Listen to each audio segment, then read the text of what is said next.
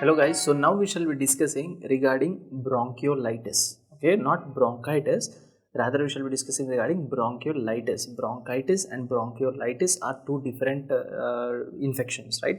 So bronchiolitis is the lower respiratory tract infection which is most commonly seen in the children less than 2 years of age.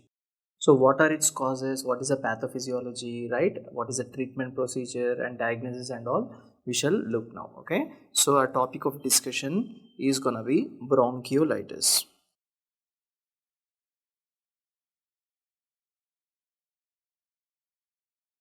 Bronchiolitis. Okay, so what is this bronchiolitis? Bronchiolitis is a lower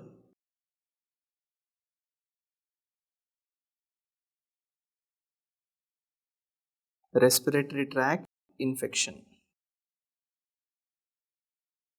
Okay, lower respiratory tract infection. Now in this lower respiratory tract infection, what are infected? Bronchioles are infected.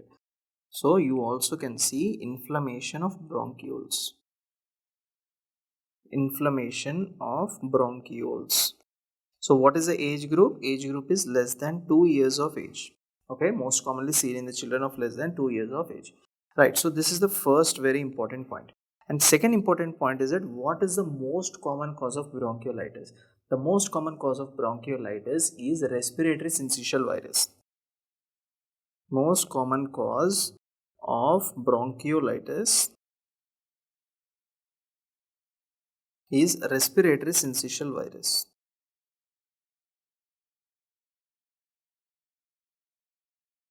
Respiratory syncytial virus or RSV. Okay, respiratory syncytial virus. Third important thing is that what is the most common time when this bronchiolitis occurs? Most commonly it is seen in winters. So most common season is winters. So if you are telling that the most common cause is respiratory syncytial virus, then what can be the least common cause? The least common cause can be parainfluenza. Okay, we shall also write that point also, that the least common cause. The least common cause is parainfluenza.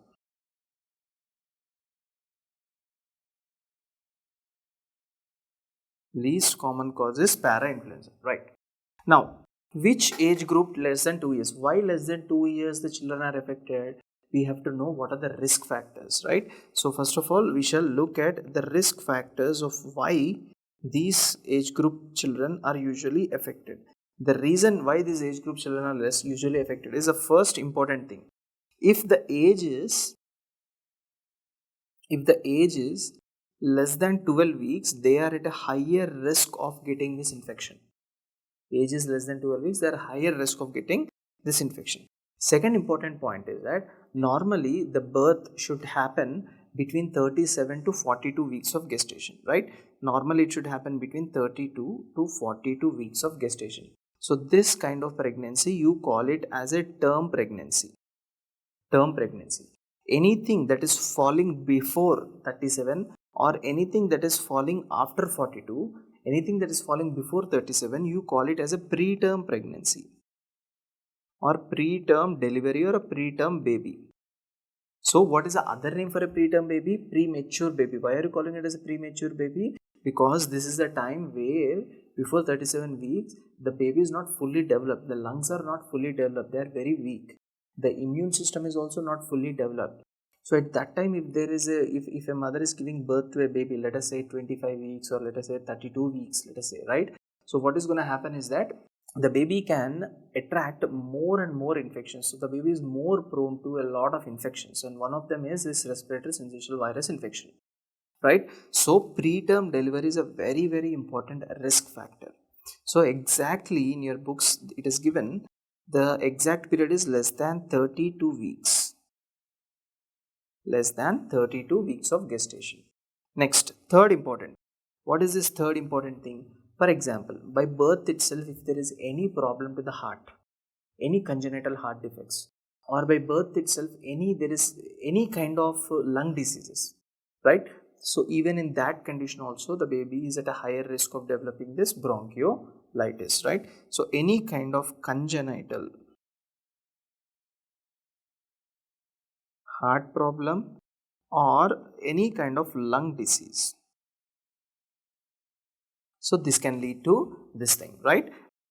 Next important thing is the immunodeficiency, right? So if there is any kind of immunodeficiency, for example, combined variable immunodeficiency or severe combined immunodeficiency, even in these cases also, the baby is at a higher risk of developing these infections like bronchiolitis, right? So the fourth important thing here would be immunodeficiency.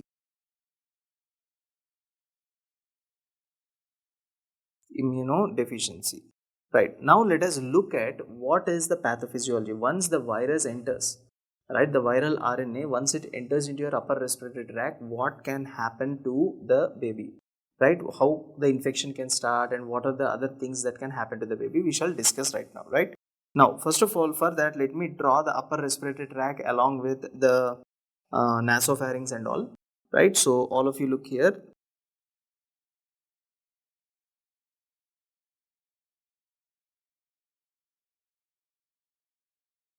Right. So here we have got our nasopharynx, right? So this part over here is your nasopharynx. Now after this nasopharynx, here you have got oropharynx, right? So nasopharynx, oropharynx, directly you have got this laryngopharynx. Now if I divide this into two halves, right? If I divide this into two, so this part over here continues down as trachea, and finally you have got your lungs. Bronchi, primary bronchi, secondary bronchi, tertiary bronchi, bronchioles and all, right? But whatever it is, final output is all of them are present in your lung, right? Now what is going to happen here?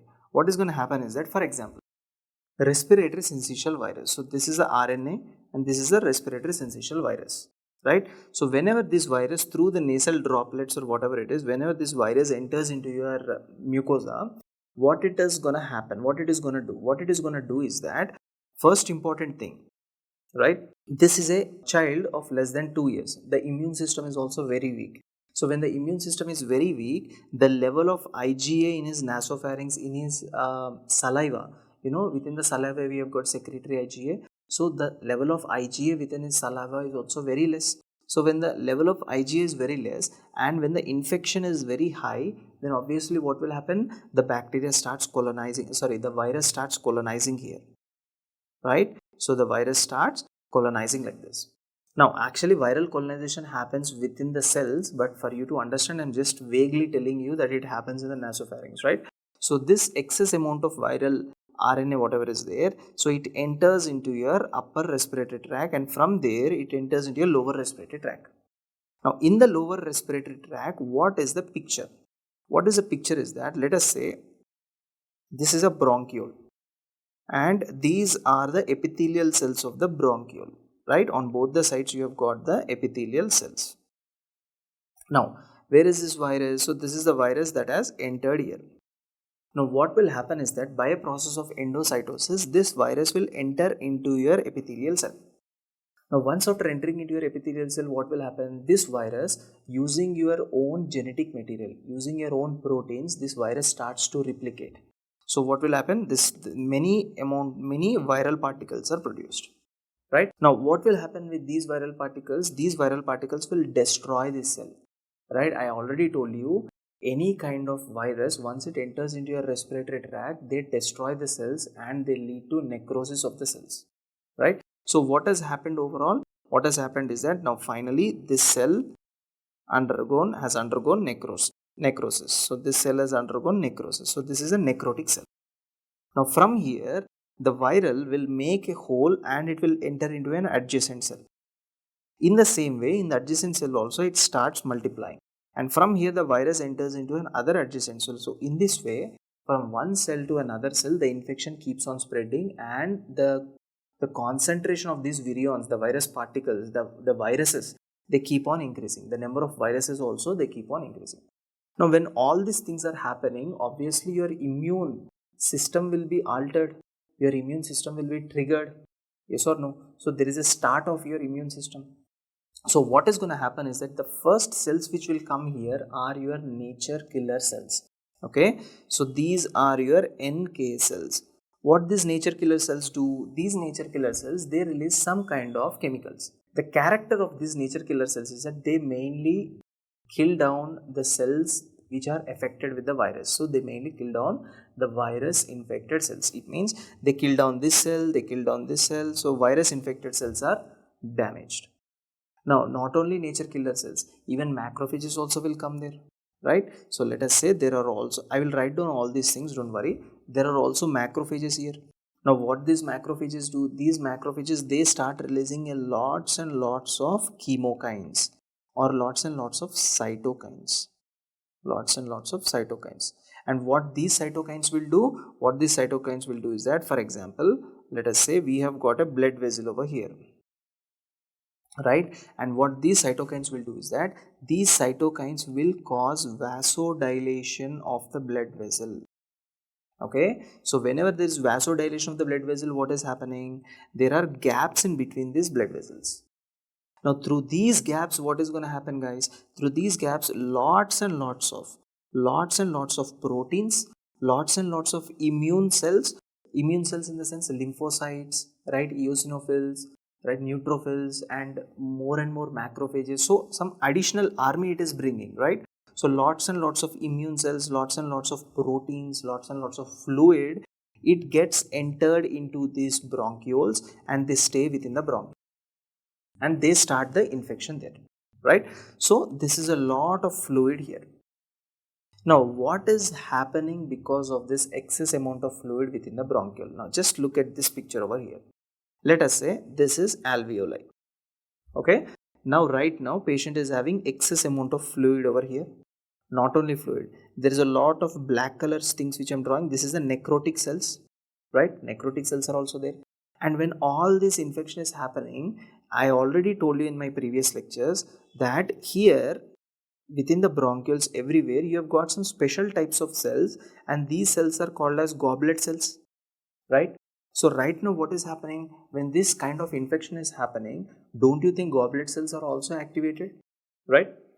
When goblet cells are also activated, what is the function of goblet cells, guys? Yes, what will be the function of goblet cells?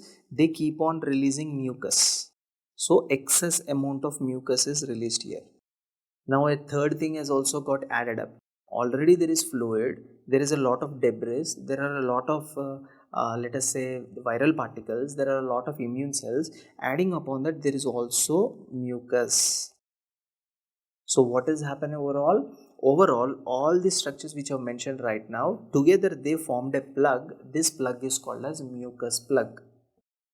Now once a mucus plug is formed, tell me, can the oxygen enter into the alveoli? No. Now when oxygen cannot enter into the alveoli, what can happen? Already here you have got a blood vessel, let us say, right? Already there is some amount of oxygen here. There is some amount of oxygen which is already present in the alveoli.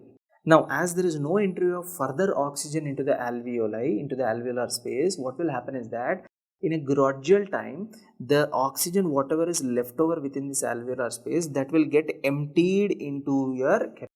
So all the oxygen whatever is there within the alveolar space, it will enter into your capillary. Once it enters into the capillary, here there is no oxygen left now. So when there is no oxygen left, what can happen? What can happen is that this entire alveoli whatever is there, now this alveoli will undergo collapse. Okay, so this condition you call it as atelectasis. So that is why in a patient x-ray when you see there, you will find multiple zones of atelectasis. Why? Because multiple places mucus plugs are formed. Not only atelectasis, whenever a mucus plug is formed like this, don't you think when you are taking air inside, right? Definitely some kind of dust particles or bacteria or further viruses, they enter into the respiratory tract and they get blocked here. When they get blocked within this mucus plug, a secondary infection is formed. So there are two things that are happening whenever a mucus plug is formed. First important thing is there can be atelectasis. Second thing there can be is secondary infection. So these are the two very important things that can happen in case of bronchiolitis. So let me write down all these things which I've just spoke with you. Okay. First important thing. Whenever there is infection going on, the first cells that will come is NK cells or nature killer cells. Okay.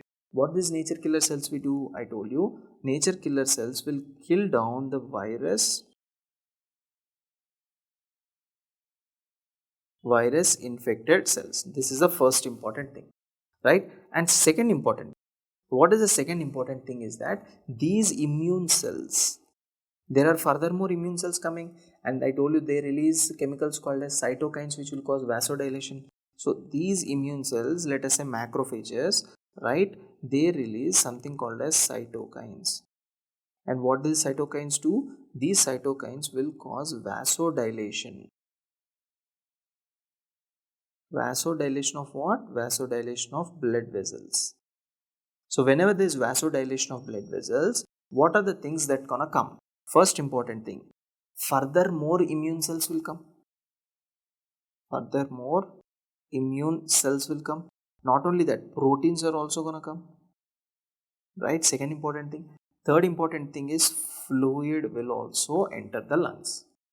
Okay. So when all these things are there, now what is happening? What is happening is that these cytokines, right, they not only cause vasodilation of blood vessels, on the other hand, I just told you, cytokines will also activate your goblet cells, right? So they activate your goblet cells. So when they activate the goblet cells start releasing what? They start releasing mucus. Okay. Now mucus plus all these three things together, they form a plug that is called as mucus plug. That is called as mucus plug. And one more thing also I have to add to this mucus plug, that is debris. Okay, cellular debris.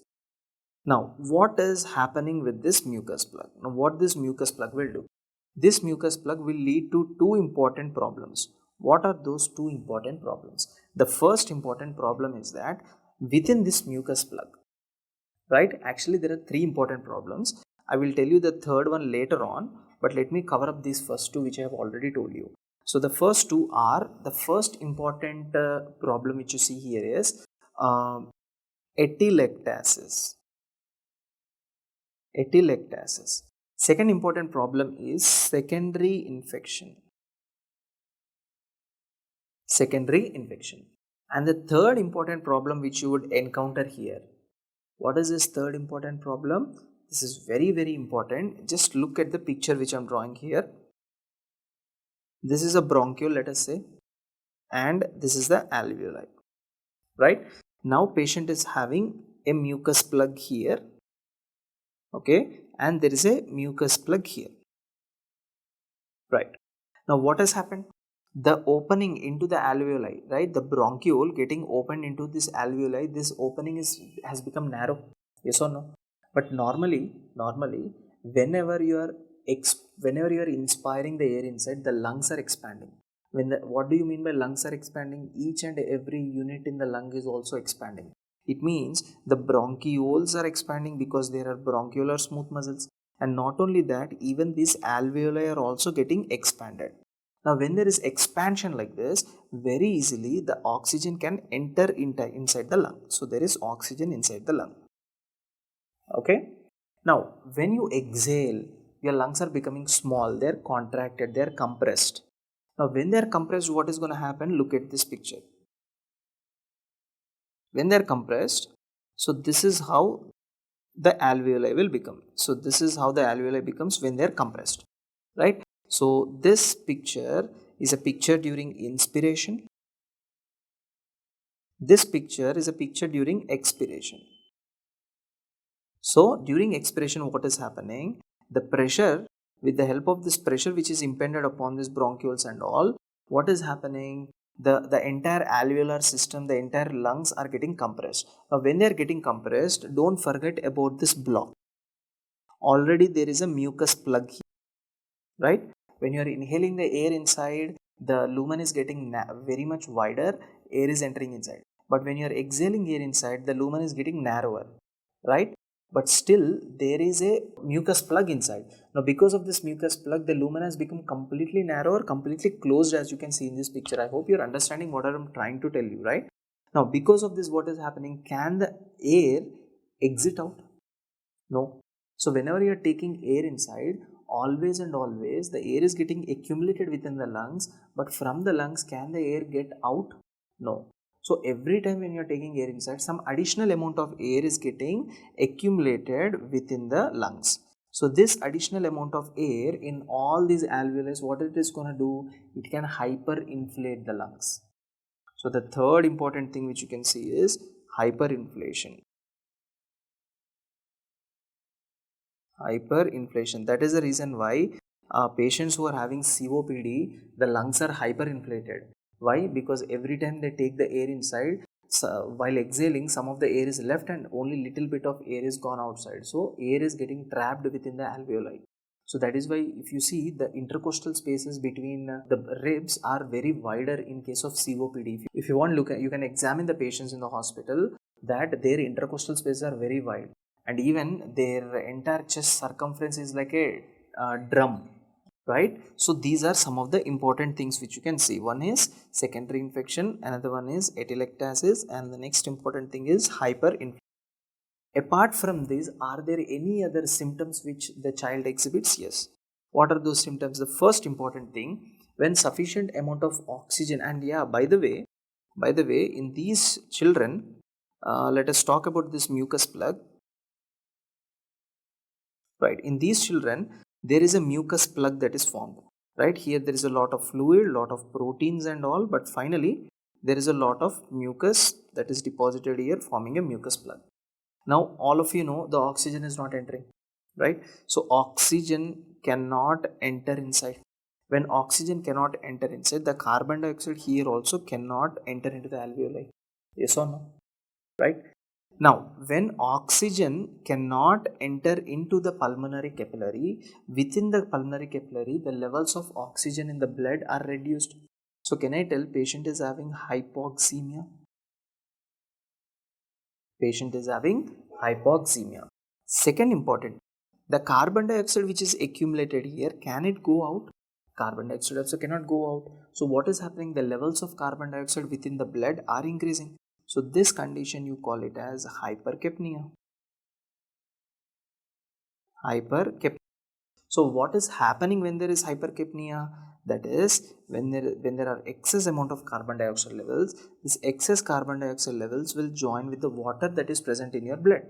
Now once it joins with the water, that is going to form H2CO3, carbonic acid, right? And this is a very highly unstable molecule. So this will immediately dissociate into two important compounds. One is H plus, another one is HCO3 minus, that is your bicarbonate ion. What is this H plus, guys? H plus is nothing but acid. So the more the carbon dioxide, can I tell, more H plus, it means more acid.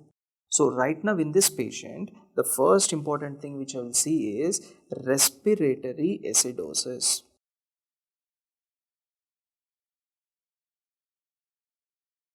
Acidosis. Right. Then what about the oxygen, sir? You told there will be hypoxemia. Because of hypoxemia, what can happen? Because of hypoxemia, sufficient amount of blood cannot be supplied to the tissue so that the baby looks blue. Right. This is also called as cyanosis. So you would also see cyanosis. Apart from that, the third important thing is that when sufficient amount of oxygen is not delivering to the tissues, obviously there will be increased work of breathing. The baby tries to draw air inside, so obviously there will be tachypnea.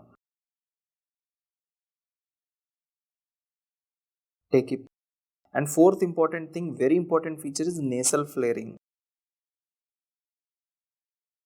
And finally, when the baby is trying to take more and more air inside, you can literally see the intercostal retractions on the chest.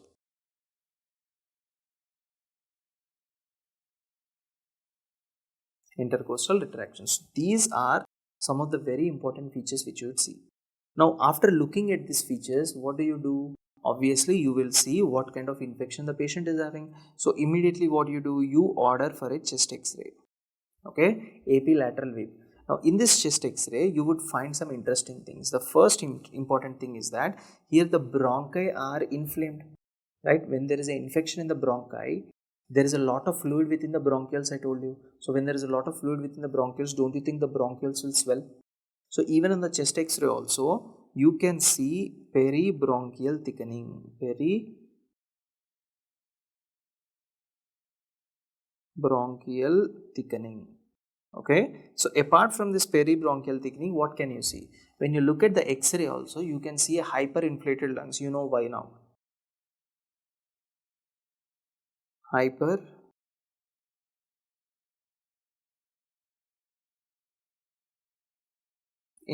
lungs.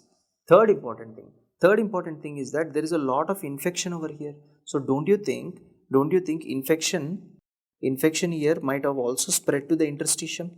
Right, so even on the X-ray you can see some infiltrates, patchy opacities. These are called as interstitial infiltrates, which you can see. Okay, you can also look at interstitial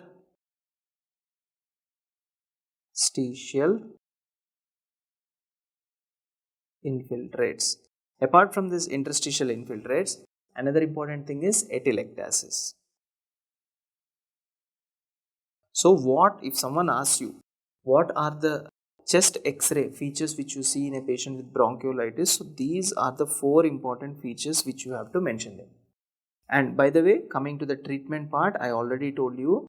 And remember one more thing, at no matter any age it might be, any kind of viral infection, 2 important things are very necessary. One is rest, sufficient rest and sufficient adequate hydration. These are the 2 important things that you need for any kind of viral infection, right? So here also the first important thing what we do is adequate hydration. Adequate hydration. Sir, we don't give any drugs, we give drugs based upon symptomatic drugs we basically give. And second important thing is there is a lot of nasal congestion. There will be a lot of nasal congestion. Sir, why there will be a lot of nasal congestion? Because first the virus affected this region. The virus started colonizing this region. So obviously patient is gonna have rhinorrhea. Not only rhinorrhea, nasal congestion also. Rhinorrhea along with nasal congestion. So obviously what you need to do, you need to give nasal decongestions, right? So you have to clear this, you have to relieve the nasal congestion.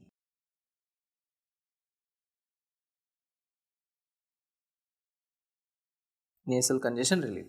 So what is the worst case scenario that can happen in any respiratory tract infection? Respiratory failure. So here also one of the very important complication is respiratory failure. Complication is respiratory failure.